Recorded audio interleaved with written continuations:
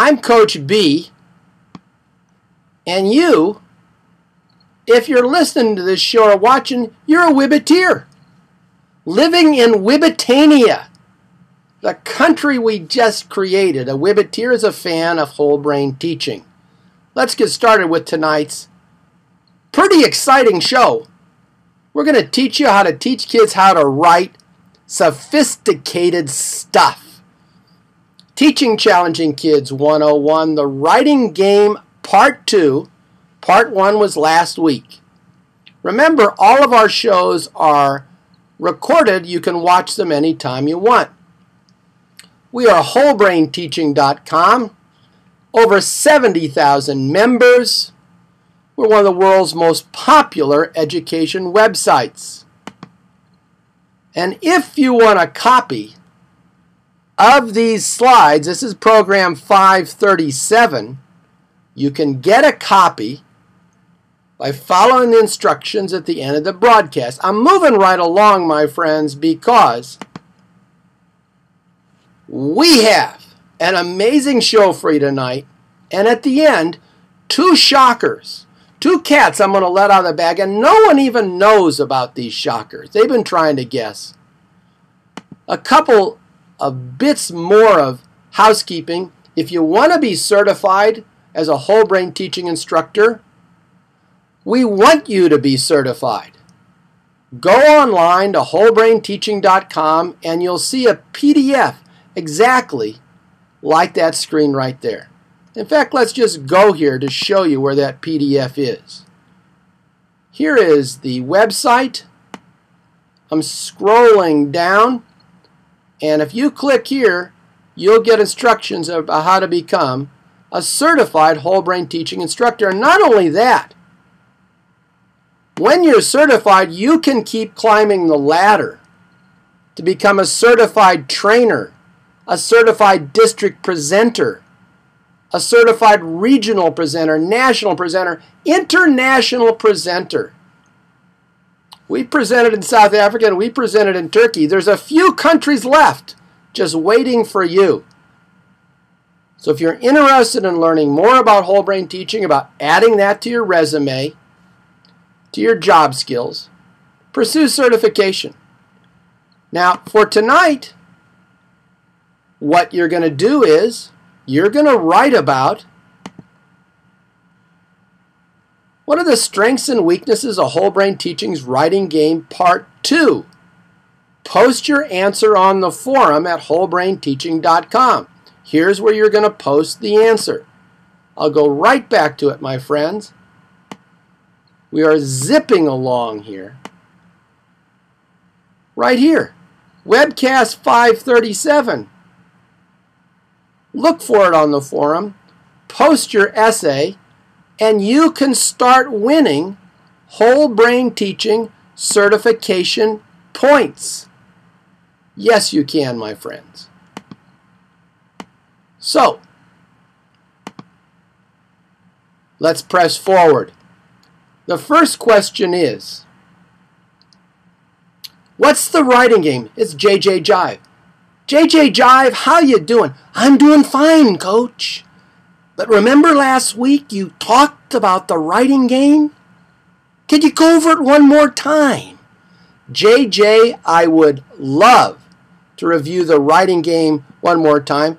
Here it is. First of all, my friends, it's a free ebook. Online. My online friends, tell me how much you love free. Is there anything in Whibbetania that you love more than free, except meeting your fellow Whibbeteers? So yeah, it's a free ebook. Download it at Whole Brain Teaching under free ebooks. Carolyn Alexis, welcome. Now, the writing game contains 2 parts. Let me go to this very complicated mix here. 2 parts, complexers and puzzles.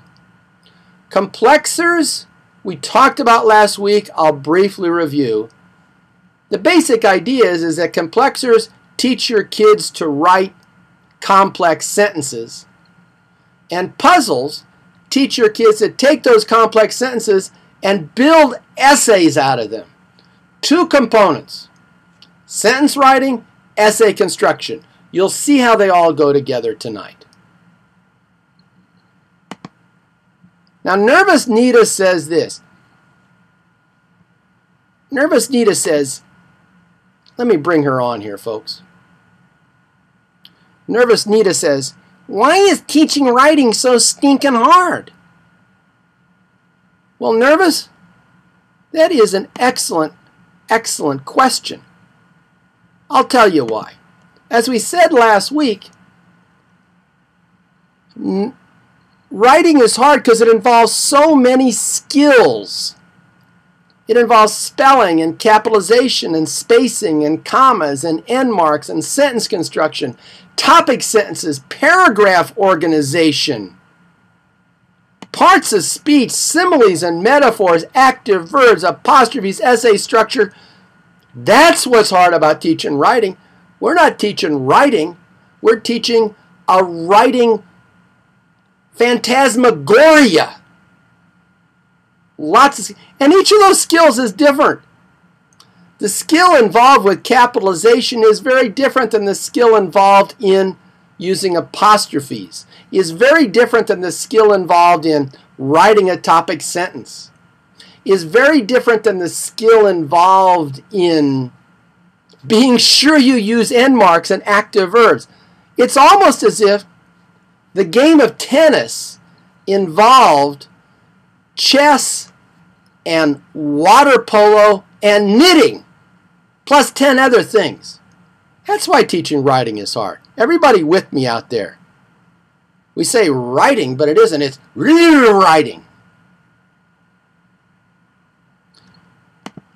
Now, we're just doing a review from last week before we jump into the meat of the program. What's my solution? JJ Jive. I like your frankness, JJJ Jive. Why, thank you, Coach. Even though my name is JJJ, you can call me Frank. So what's your solution, Coach? The solution is stunningly obvious, my friends. The solution is teach one stinking micro skill at a time. If writing is made up of 20 skills, and it is at least, teach them one at a time. It's a long year. Figure out what the easiest skills are to teach and move forward. Or let us do the figuring for you, and you just use our materials, tweak them to your heart's content, and claim it was your idea all along. That's what I do. I find all these good ideas that teachers give me, and I say, oh, guess what? I thought of something good. But now I'll tell you what. The 2 cats that I'm going to let out of the bag, the 2 shockers, I didn't borrow anywhere. They came right here. Right from old Coach B's skull. I'm still reviewing, my friends. Nervous Nita says, sounds so crazy, it just might work. Nervous, it might work to teach one skill at a time. Now let's look at the complexers. Let's look at the complexers. Here are all the little words and details that make language complex. And, but, or, since, because, though, adjectives and nouns, similes, fact, paraphrases, active verbs, etc. We talked about how to teach complexers last week.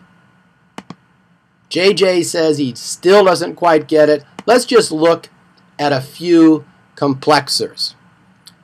This is like what you'd hand out to your class.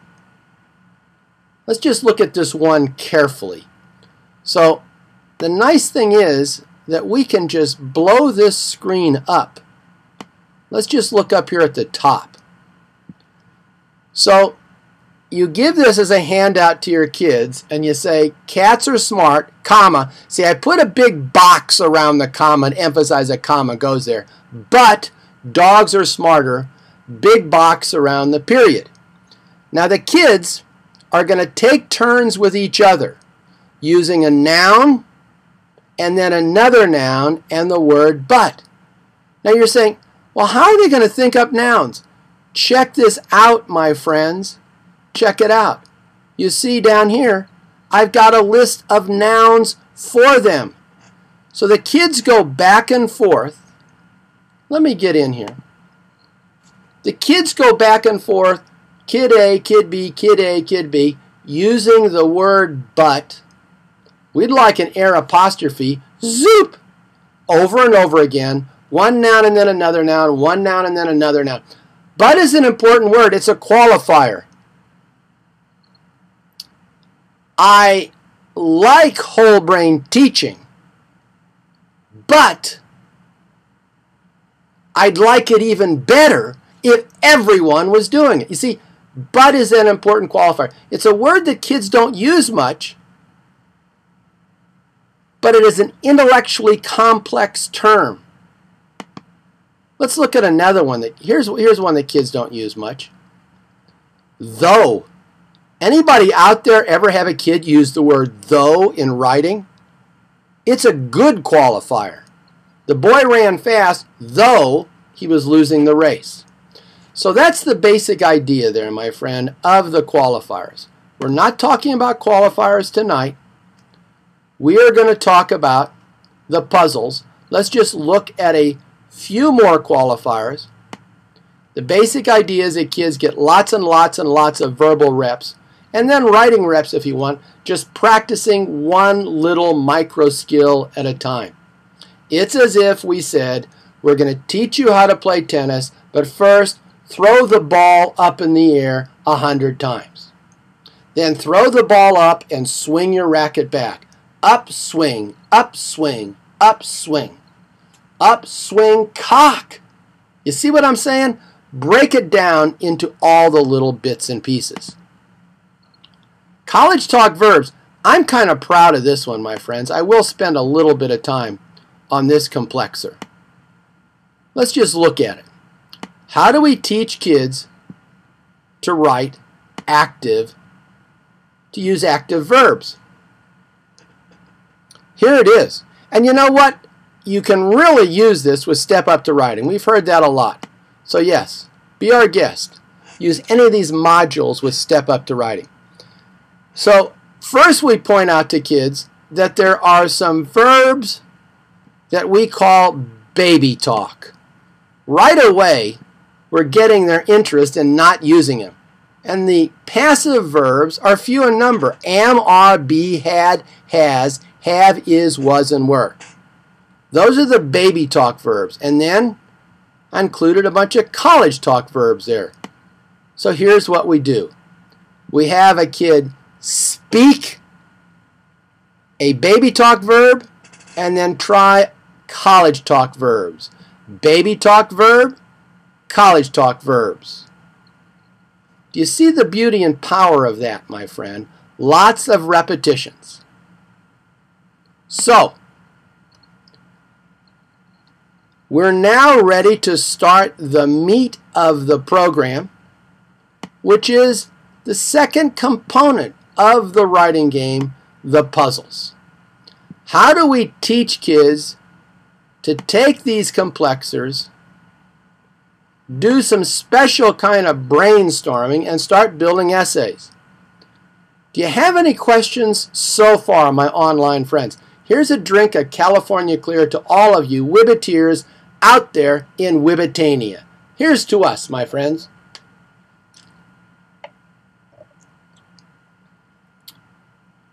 All right.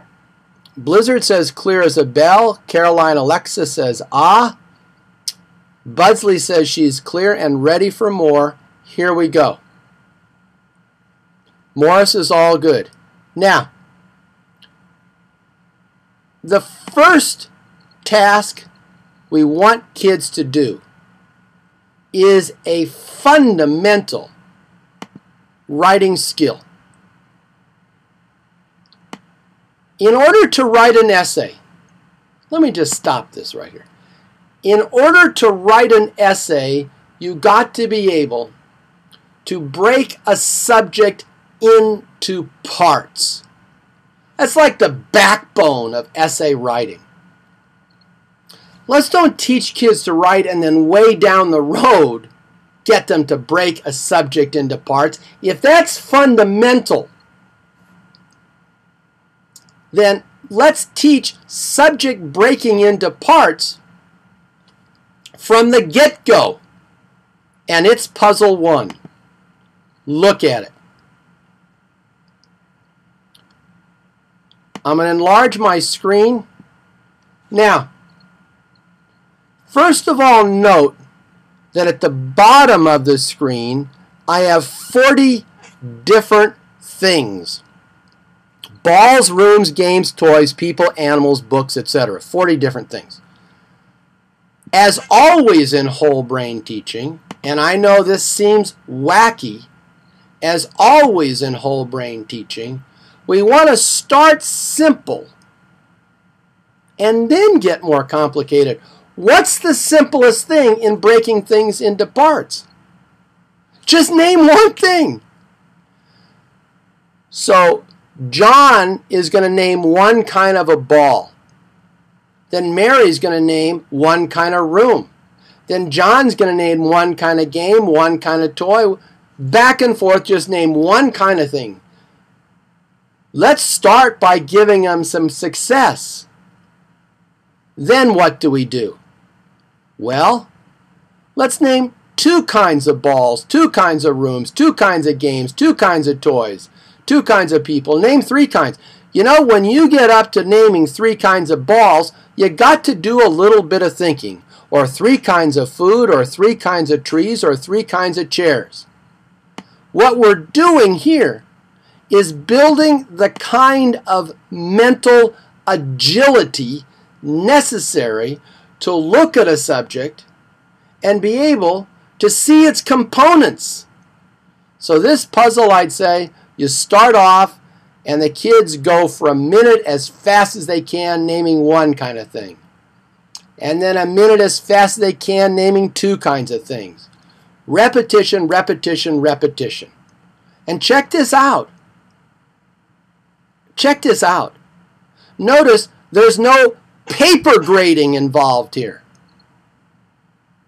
You're the tennis coach. You're not grading every forehand swing that your team goes through, but you want the reps, you walk around the room, and you help the kids who need more practice with their stroke.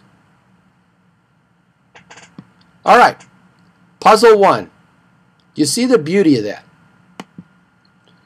Now here's puzzle 2. Notice that puzzle 2 is a little more sophisticated than puzzle 1.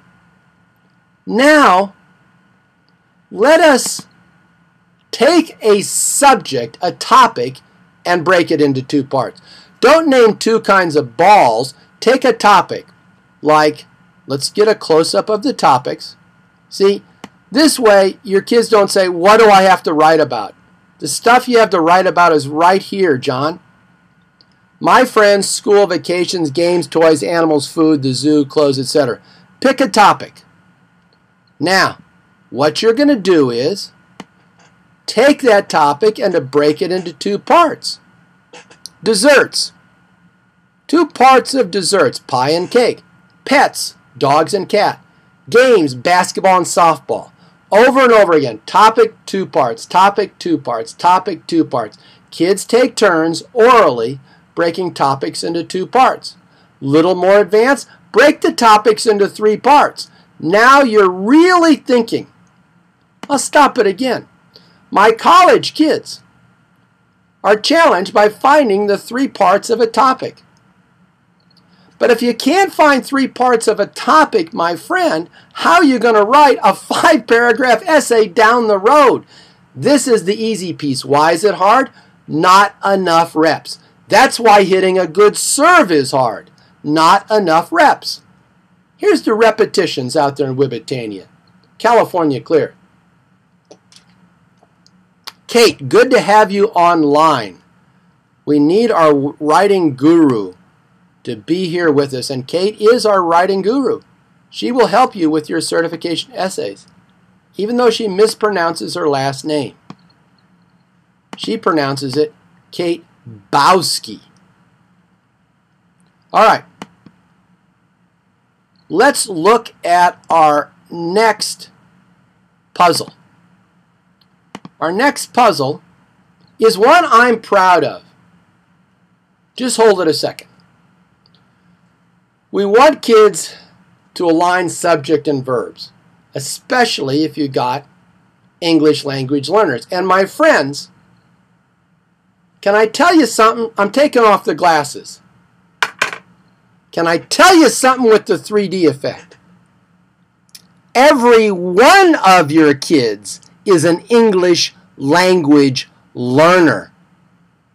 Listen to them talk. So also say, I got the English language learners and I got my other kids. No. Also, every one of your kids has ADD. Some kids just hide it better than others. When we give conferences to teachers, we see an audience of instructors who can superbly mask their attention deficit disorder. Okay, glasses back on. Thank you very much. Now, subject-verb agreement. I'm proud of this one. This is cool. Let's not have them guess how to do it. Let's just start them off. Notice that we have a starter and a finisher. Starter is the verb. Finisher is often a prepositional phrase. So here's the starter. I am, I was, I will be. We are, we were, we will be. They are, they were, they will be. Those are the starters.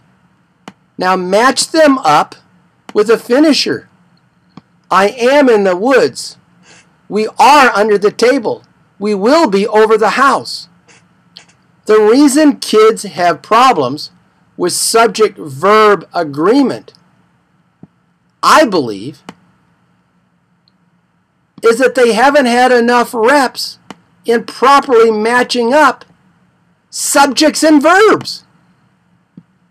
You know what, my friends? We give them the worksheet. We give them a choice between this verb or that verb. What if they pick the wrong one? That wires in what we call a crooked dendrite in their brains. With the subject-verb agreement puzzle, every combination is guaranteed correct, so they can hear the proper connection between present tense, past tense, future tense, and subject. Lots of repetitions. Susan Floyd, I'll bet you in Missouri you really like subject-verb agreement. Brainiac teacher, good to have you online. So we're still talking puzzles, building towards essay writing, fragments and sentences. How do we teach kids? I'm sorry. I am so sorry. Glasses coming off. How do we teach kids how to write a sentence? We tell them. We start them off wrong. We say every sentence is a complete idea. Duh. Every idea seems complete to a kid. Over the moon in a red, shiny rocket ship. That's my idea, and it's complete. No, we tell kids every sentence is a complete message. I flew over the moon in a red, shiny rocket ship. That's a sentence. So number one, every sentence is a complete message. And number two, we do not tell kids, you know what? Check each of these things for a subject and a verb. If it has a subject and a verb, then it's a sentence. Well, that means in order to be able to write a sentence, I got to know what a subject and a verb are. That's a problematical distinction, as we say in philosophy. Let's get right to it. We don't write sentences because we identify subject and verbs. We can hear it in our ears. Let's give them some ear training. Here's the screen, my friends. Write a fragment, just a sloppy thing, and then make a sentence. Fragment, sentence, fragment, sentence, fragment, sentence. Hear the wrong pattern, make the right pattern. But teacher, what do I write about? Oh, here's 40 things to write about right here. Now, my friends, some of you are fans of brainstorming. I am too. I just like a little bit of a graphic organizer.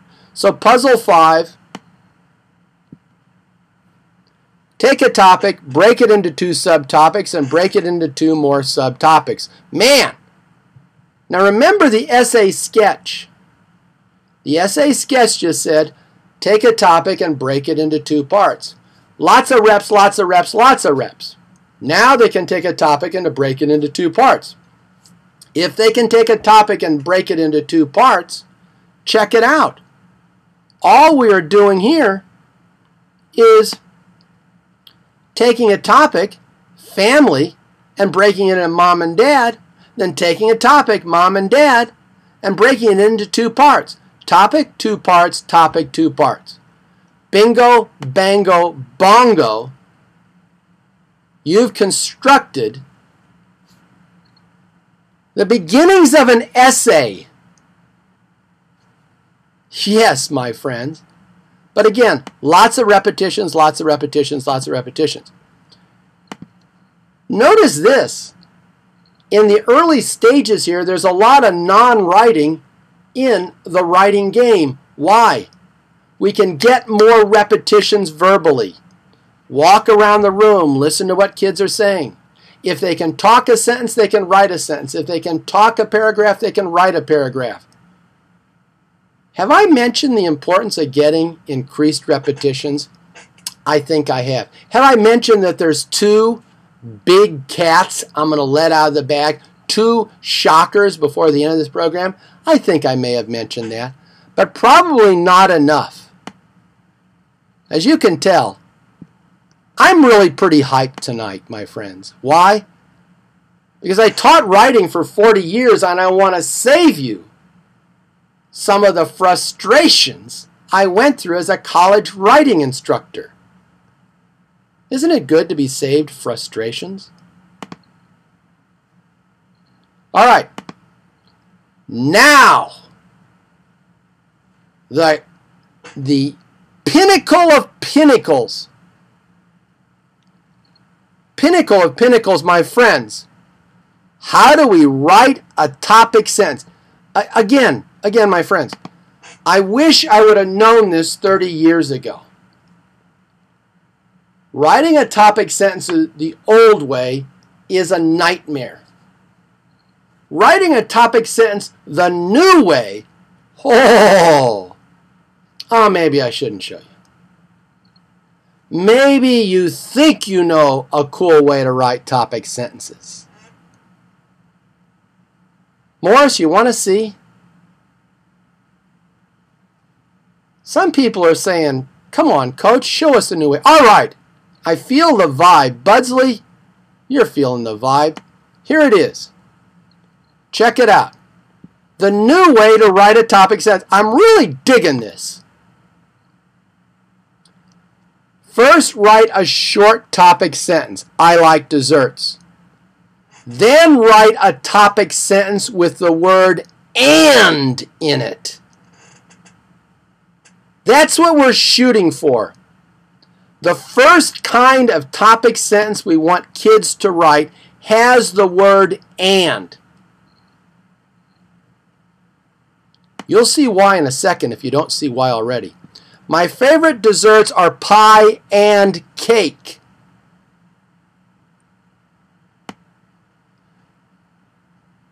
Two popular pets are dogs and cats. Get them to write the "and" topic sentence. Why? I'm going full screen on you with the glasses off. If the topic sentence says blah blah and blah blah, if the topic sentence says dogs and cats, what's the next sentence going to be about? Dogs. And the sentence after that, cats.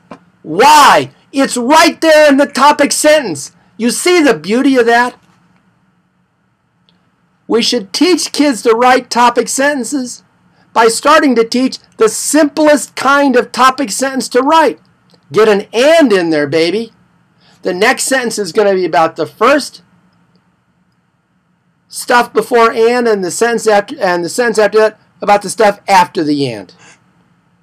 Is everybody digging that? Can you see the simplicity of that? Because all of a sudden,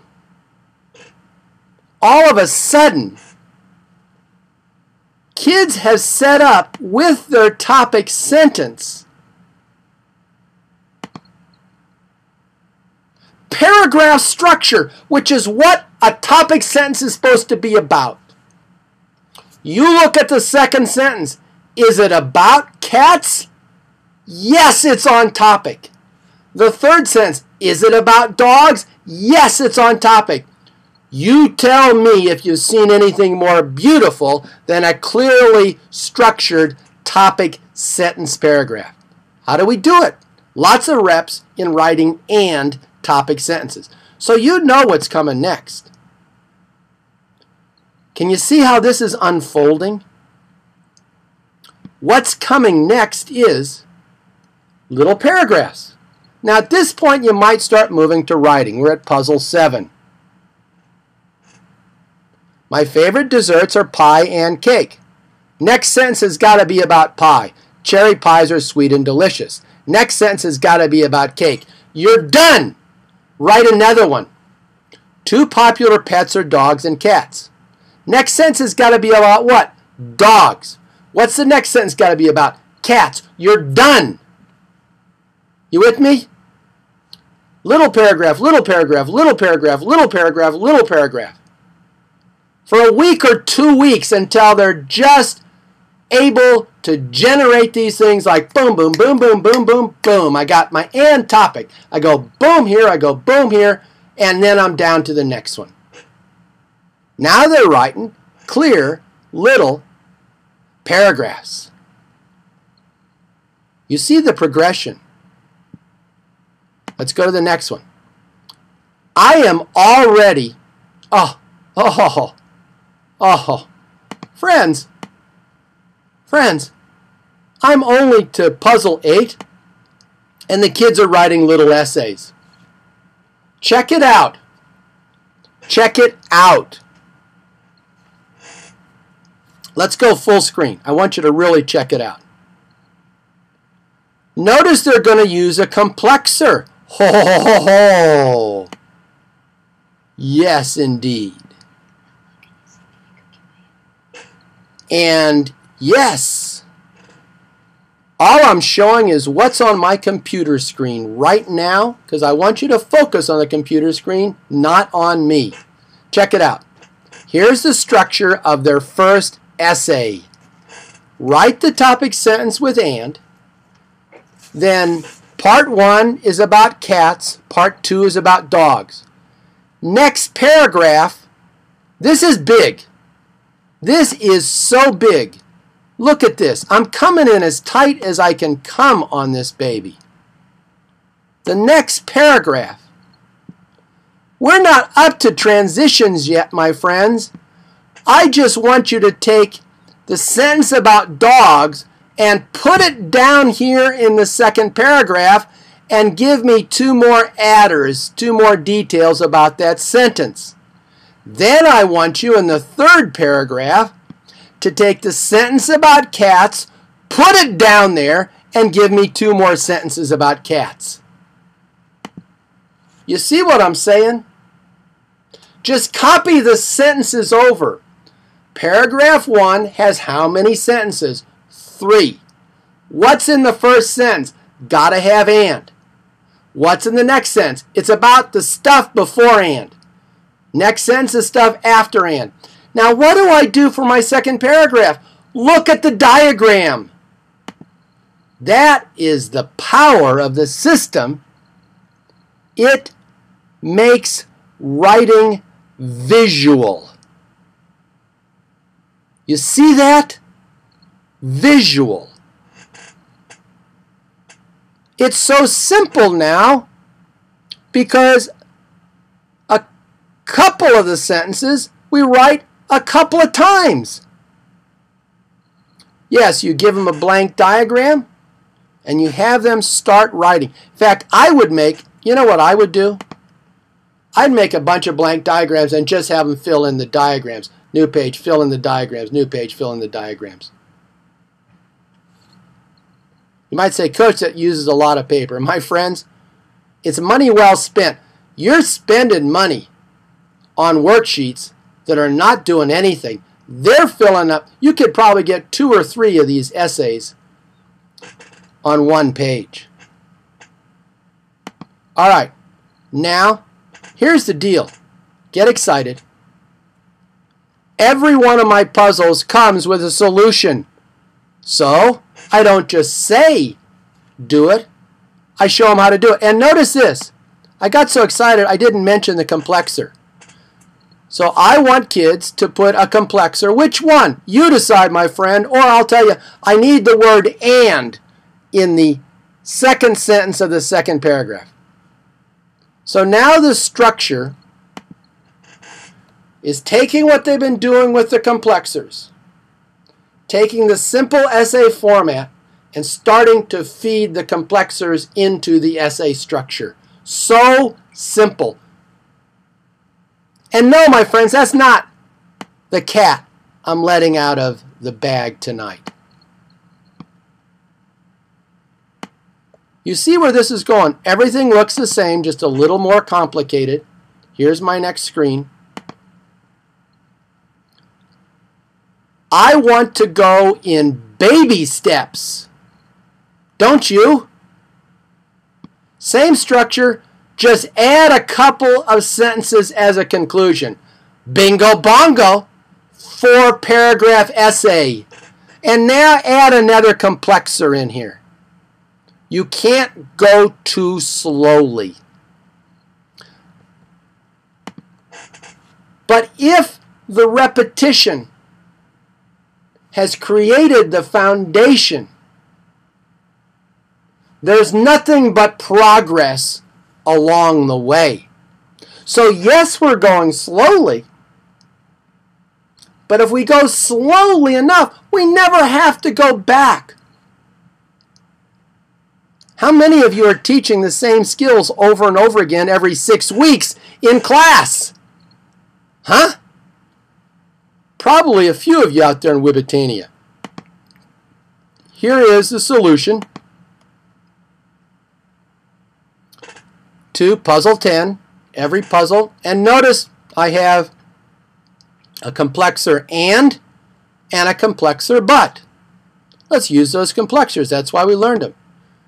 Now, here is a key moment in the sequence. Puzzle 11. Now, you've got to paraphrase. And there was a paraphrase complexer. The paraphrase complexer, which I didn't show you, was you write a sentence and then you rewrite it, switching the words around. So now you're really getting into some fine writing. You're still using your simple topic sentence with and, but now the part 1 sentence gets paraphrased there, and the part 2 sentence gets paraphrased there. One baby step at a time. Any questions from my online audience, or you can just simply say, Coach B, we are digging this writing system to the max. And my friends, I have not told you at all about the 2 cats I'm letting out of the bag. Any questions? Oh, how did you get so smart? Is that what Carla Ann said? By making a million mistakes. I had a remarkable talent for making lots and lots of errors. And I want to save you some time. We don't all have to make the same errors. I made a bunch of them for you. Any more questions? You people want the cats let out of the bag. The cats are doing just fine in the bag, my friends. They'll be happy to get out. But I put some goodies in there for them. Any more questions?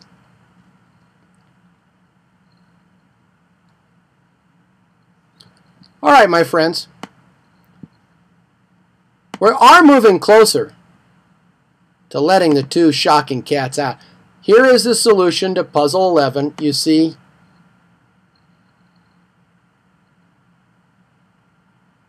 you know, here's the deal. There's about 20 puzzles. Depending on your grade level, that's going to determine which puzzles you use. And the beauty of the puzzle system is it's modular. You can pull this one, you can pull that one. You got some writing stuff that you like that works. Of course you do. Take this puzzle here, take that puzzle there, adjust it to grade level. But I'll tell you what, my friends, if I was middle school, high school, I would start pretty early in the puzzle sequence. I really would. I wouldn't spend as much time on all of the puzzles. But I'd like to get them so they could make those little brainstorming diagrams and the 3-topic essay sketches. Wouldn't you? Especially because so much of this is verbal. Now, we're moving on to ever more sophisticated structures. Big leap here, my friends. You got to write a topic sentence without and. Ho, ho, ho, ho. Then I want you to underline 3 more complexers. So you can put complexers anywhere you want. Paraphrase your topic sentence. Notice that as we get more sophisticated, the structure gets looser. Several sentences about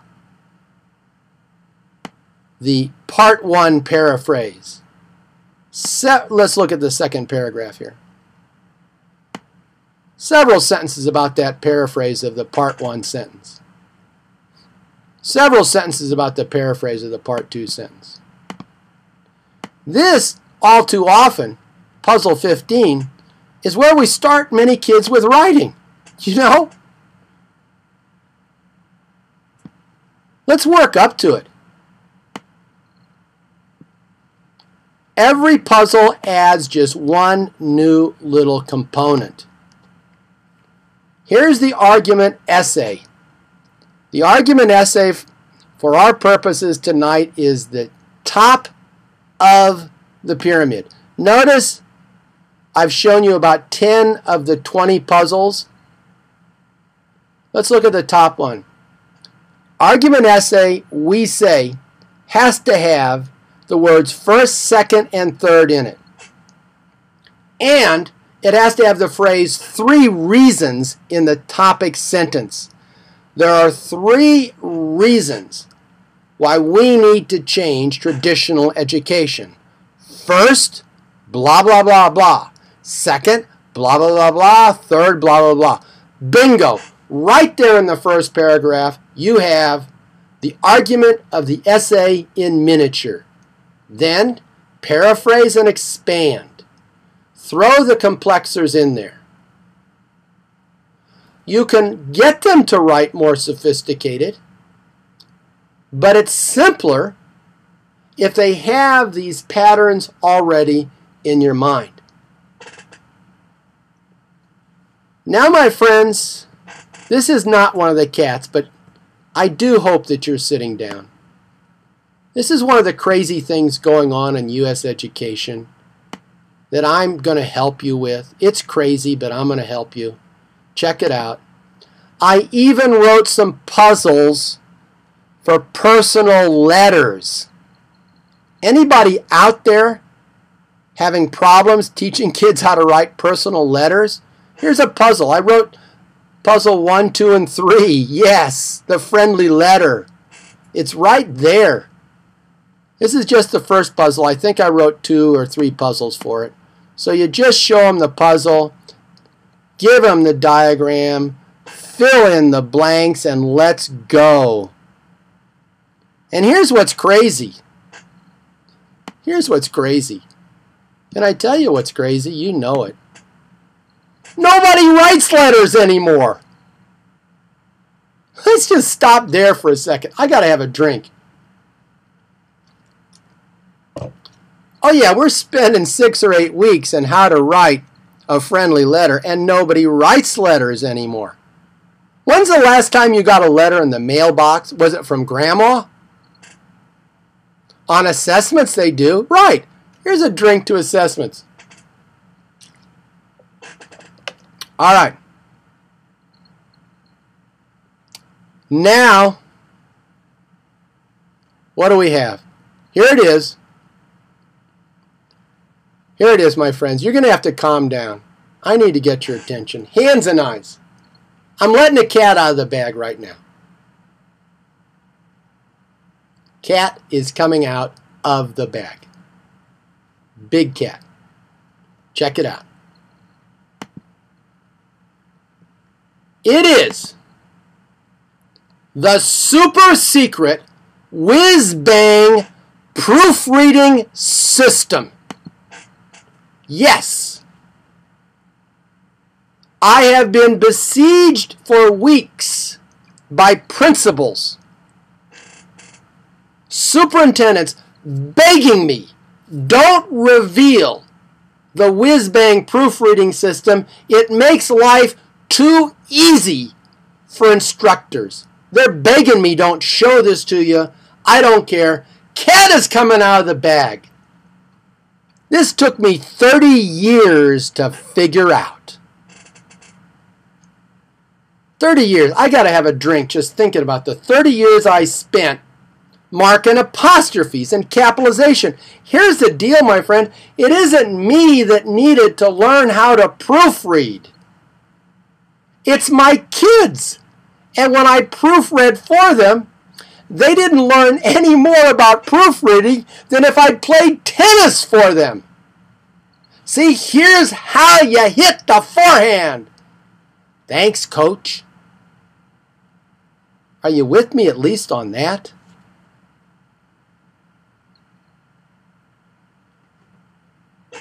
All right. Now, the Whizbang proofreading system. Taking another shot here because this is a big cat. Whizbang proofreading system called paperclip proofreading. Here's the basic idea, and then I'll show it to you. You got a paperclip, and you got a list of proofreading rules. You put the paperclip by rule 1. Every kid puts the paperclip by rule 1. And then they just proofread for rule 1. And then you say, move the clip. Boom. They move the clip down to rule 2. Then they just proofread for rule 2. The problem with proofreading is we're asking them to find 10 or 20 different things. The way you proofread to find end marks is different than the way you proofread for capitalization or for sentence length. We've been teaching them micro skills in writing. Let's teach them proofread for one problem at a time. Yes, my friends. Here it comes. Coach B's all-purpose proofreading list. Paperclip proofreading. Rule 1. Your paper is not wrinkled or torn. Let me blow this up for you, my friends. Can I do that so you can really see the screen? How simple should we start with proofreading? I hope you're saying, really simple, coach. Here it is, rule 1.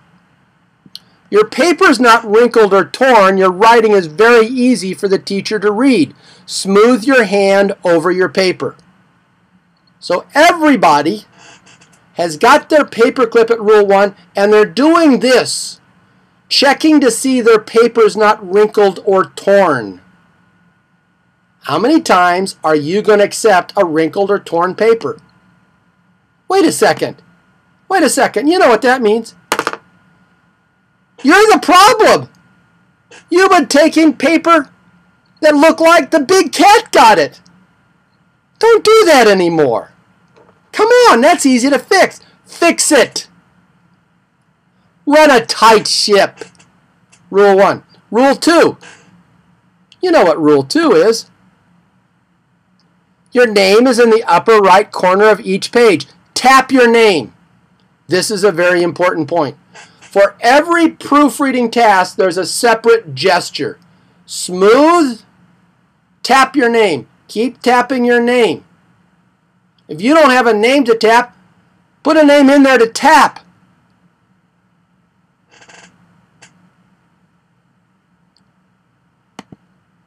Next detail.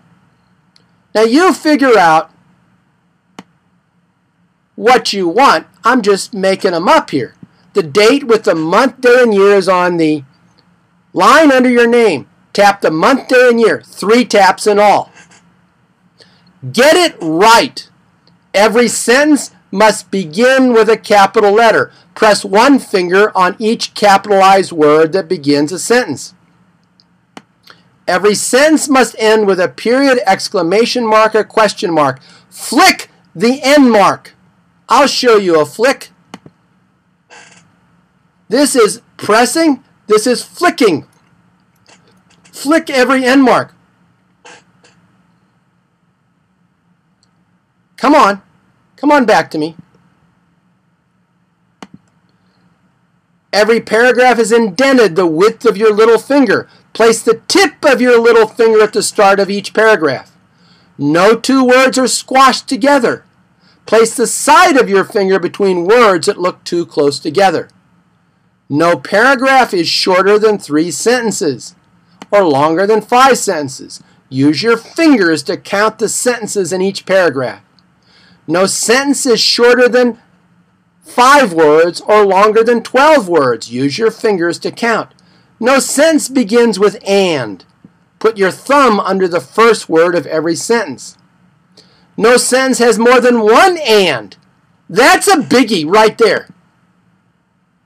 Are you letting kids write sentences that have and? Don't do it. Whatever the error the kids are making, make it a proofreading rule, figure out a gesture for it, and sequence it from simpler to more complicated.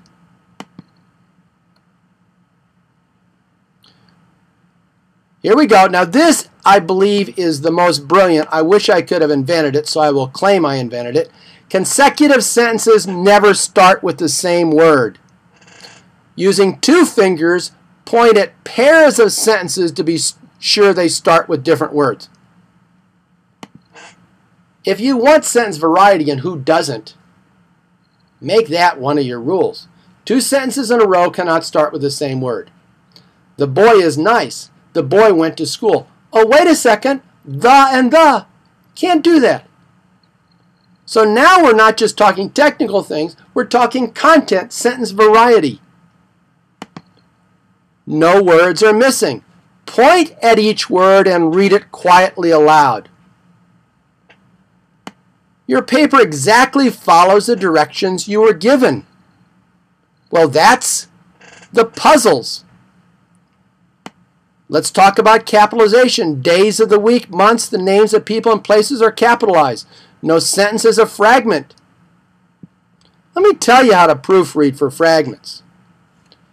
Fragments typically occur as a second sentence. I went to the beach, period, laughing and had a wonderful time. When you read it that way, laughing and had a wonderful time makes sense because in your mind you're linking it to the sentence that came before. So to proofread for fragments, you start at the last sentence. Laughing and having a wonderful time. Wait, that makes no sense. So proofread going backwards through your paper. All complexers are underlined. Every word is spelled correctly, etc. Do you see my point? Listen to me. You figure out what your proofreading rules are. You make them a list. Assign a gesture to each one. paperclip proofreading. Everybody's just proofreading for Rule 1 at the same time. Move the clip. They say move the clip. Rule 2. Once everybody has a handle on that after several weeks, then you can let them move the paperclip on their own. But when they get to the last rule, they go back up to the start. And here's what I say. Here's what I say. You know what? Initially, and for quite a while, I just grade on the first 3 or 4 rules. Just grade on that. Get that straight. Some of us are discovering something weird, bizarre, interesting, and valuable, and that is kids are writing better sentences just because we're asking them to write more neatly.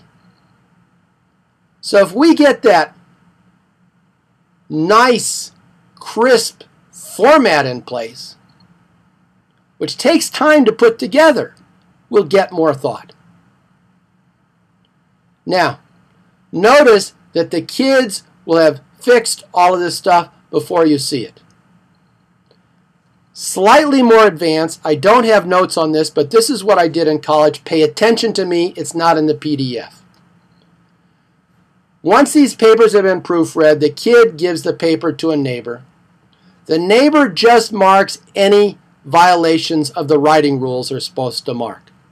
Give it to another kid, another kid, another kid, another kid. You with me? Peer review, peer review, peer review.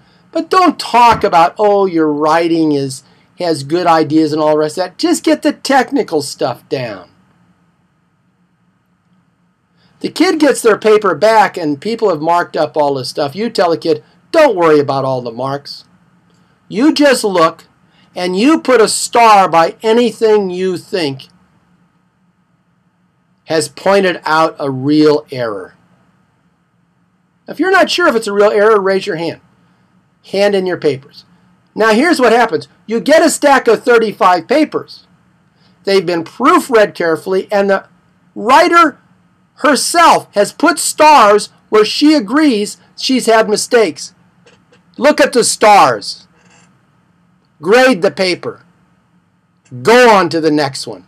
The paper comes already pre-read, and the kid is owning up to the mistakes. Because you're saying what I mean by writing is following these rules. Can you dig that? Now, my friends, let's talk about, before we let the second cat out of the bag, let's just talk about the virtues of the writing game as a whole. What are its advantages? First of all, it's free. You'll like that. Massive micro skills. It's a game format. Students are setting and breaking personal records. It's modular. You can use any of these pieces. It's simpler to more complex tasks. There's 40 writing topics, so you never have to tell kids what to write about. It's visual with easy to understand essay structures. Every puzzle has a solution, and there's a whiz-bang proofreading system. Yes, my friends. Now, big point coming, says Biffy Bluebird. Bigger than huge, actually, Coach. Here it is. Students need lots of reps with micro writing skills. We have made that point over and over again. Easy to teach one skill at a time, easy to learn one skill at a time.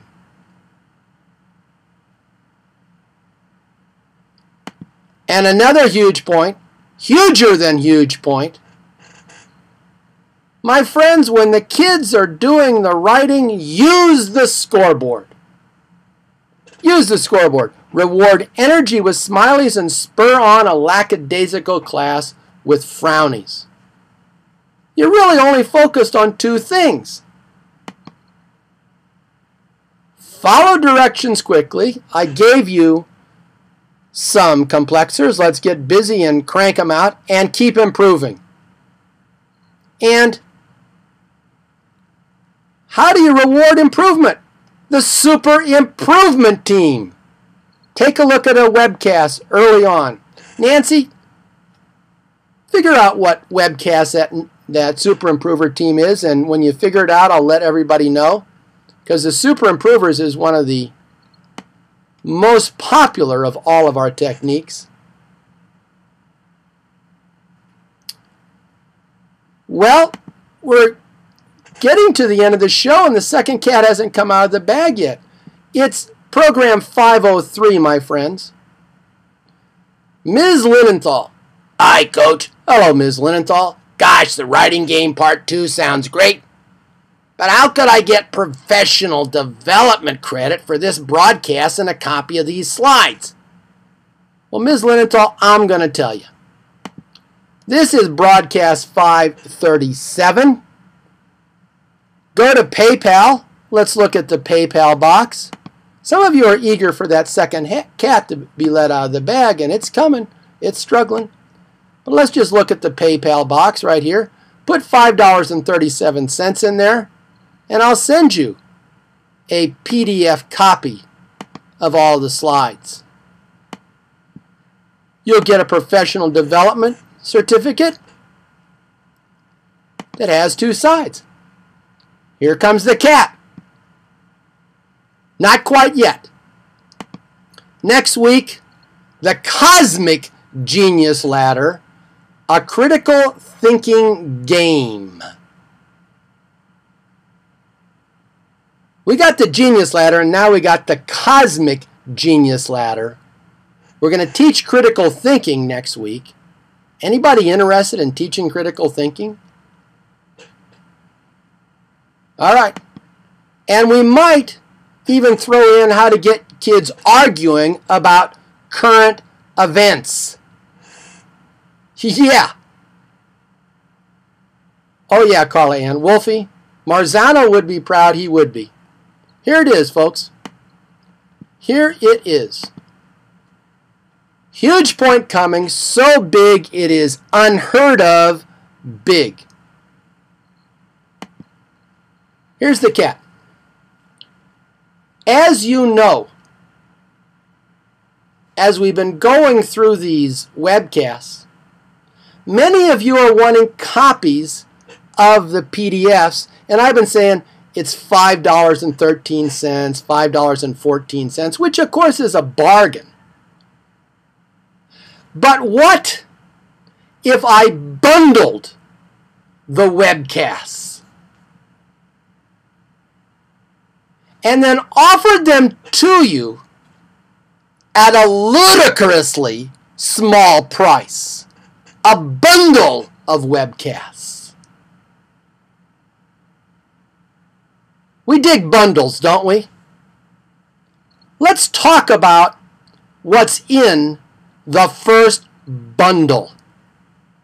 In the first bundle, you get Program 501, the Universal Homework Model, Program 502, Oral Writing, Program 503, Super Improvers Wall, Program 504, the Genius Ladder, and Program 505, the 5-Step Lesson Template in one bundle? A bundle? Those are 5 of our most popular programs. But wait! There's more! These are the printable PDFs, my friends. Yes! Coach B has moved into the wonderful world of infomercial. Wait, there's more. Check it out. You know what? For my online friends, I'm also going to throw in 5 more programs in the bundle. Prove It, Mind Soccer, Brain Toys 1, Brain Toys 2, and Super Speed 1000. And as they say in the infomercials, purchase separately at more than $5 a pop. 10 times 5, I'm thinking is pretty close to $50. You know what I'm saying? I wish I could say tonight only. But here's the deal that Biffy Bluebird has for you. The first bundle 10 bundled PDFs, $50 value, only $19.99. And for twice the fun when ordering, wear a wacky hat. Yes, my friends. Here's how you order. Go to wholebrainteaching.com. Type in $19.99. Pay attention. Pay attention, Morris. $19.99. Exactly that amount. Or any number more than that ending in 99. The 99 tells me you want bundle 1. And then you tell your spouse you're going on vacation to Teaching Heaven. Now here is the only string attached. You're not going to get professional development certificates with all 10 of these, because some shady folks might turn in the certificates without watching the programs. You understand what I'm saying? If I sold you for $19.99 10 PDFs with professional development certificates, somebody, not you, might just turn in the certificates. This is if you want the full color print backup. Tell me if you can dig it. You do not need these professional development certificates if you're applying to us for certification. Well, my friends, I will put the bundle together tonight. We will send you the bundle of 10 of our most popular programs. Here's our final screen. If you want a whole brain teaching conference in your area, please get a administrator to send me an email. And my friends, I'm going to join Rebecca Crooks and say, we're about time to sign off here. Great program. Loved your energy. And if you want to give the bundles as a gift, buy a bundle, give it to someone. My friends, first of all, let's see the names of the places roll down the screen. Where are you from? Where are you listening from tonight? Warrensburg, Missouri, Palmdale, Illinois, Utah, Florida, more Illinois, Arizona, more Florida and California and Pennsylvania. My friends, thank you so much. On a personal note, I do still ask for prayers for my family. We remain in a dark time. We had a bit of light last week, but we do need and appreciate your prayers for my family. Thank you so much, my friends. It's power to the teachers. God bless us all. Coach B signing off. We'll see you next week.